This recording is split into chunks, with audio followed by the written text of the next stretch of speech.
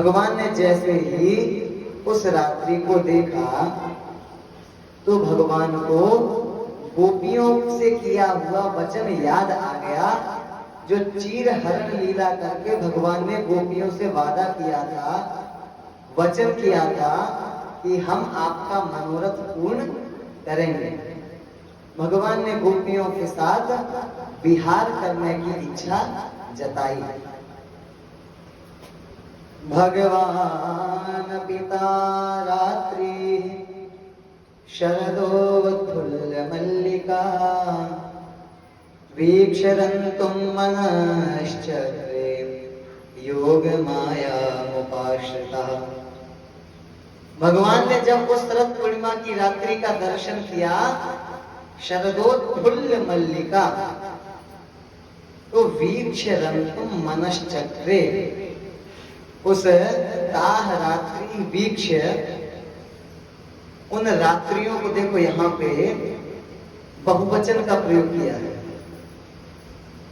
अर्थात वो जो रात्रि थी वो साधारण रात्रि नहीं थी। भगवान ने गोपियों का मनोरथ पूर्ण करने के लिए विशेष रात्रि का निर्माण किया था शरद पूर्णिमा के रूप में। तो भगवान ने जब ऐसी रात्रि का दर्शन किया, शरद पूर्णिमा का दर्शन किया, तो योग माया का आश्रय लिया। भगवान का एक नाम है अमना। भगवान के पास मन नहीं होता, इसलिए वो बार बार भक्तों से कहते हैं, मय्येव मन आधत्स्व मयि बुद्धिं निवेशय निवसिष्यसि मय्येव अत ऊर्ध्वं न संशय। आप मुझ में मन लगाओ, जो मुझ में मन लगाएगा वो मेरा ही हो जाएगा। इसीलिए भक्त भगवान को सुमन अर्पित करते हैं। क्या? सुमन अर्थात पुष्प, और सुमन का एक अर्थ होता है अच्छा मन, निर्विकार मन, मल से रहित मन। भगवान की भक्ति से युक्त जो मन है उसको सुमन कहते हैं। तो भगवान ने योग माया मुपाश्रिता, योग माया का आश्रय लेकर के मनश्चक्रे, सुखदेव जी महाराज वर्णन करते हैं, मन को धारण किया। भगवान ने मन स्वीकार किया, क्योंकि बिना मन की स्वीकार किए विहार कैसे करेंगे? गोपियों का मनोरथ पूर्ण करना है, तो मनोरथ पूर्ण करने के लिए मन तो होना चाहिए। तो गोपियों का मनोरथ पूर्ण करने के लिए वीक्षरन्तुं मनश्चक्रे, भगवान ने मन धारण किया। और मन धारण करके क्या किया? बहुत ही सुंदर वेणु निनाद किया, बंसी बजाई। भगवान ने ये दूसरी बार बंसी बजाई। एक बार जब बंसी बजाई तो संपूर्ण इस चराचर सृष्टि को मोहित कर दिया,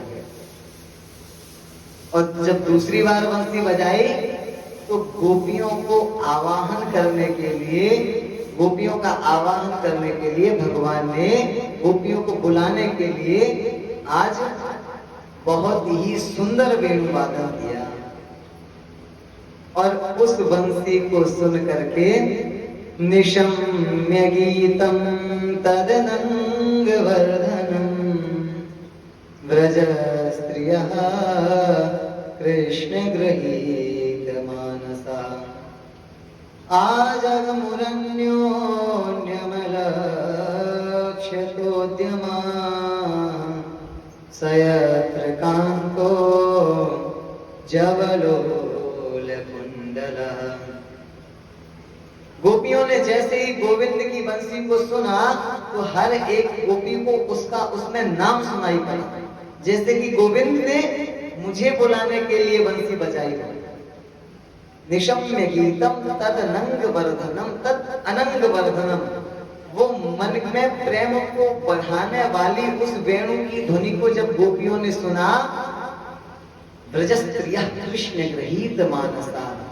सुखदेव जी महाराज वर्णन करते हैं, उन ब्रज की गोपियों के मन में भगवान के प्रति प्रेम तो था ही, लेकिन भगवान ने बंसी बजा करके उनके मन का ही हरण कर लिया। कृष्ण गृहीत मानसा, बोल भक्त वत्सल भगवान की।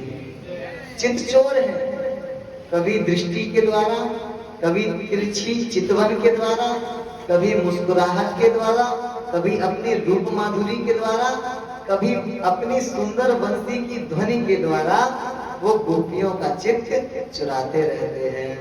तो आज भगवान ने अपनी वेणु निनाद करके, सुखदेव जी महाराज कहते हैं, कृष्ण ग्रहीत मानसा, उन गोपियों के मन का हरण कर लिया, चित्त को चुरा लिया।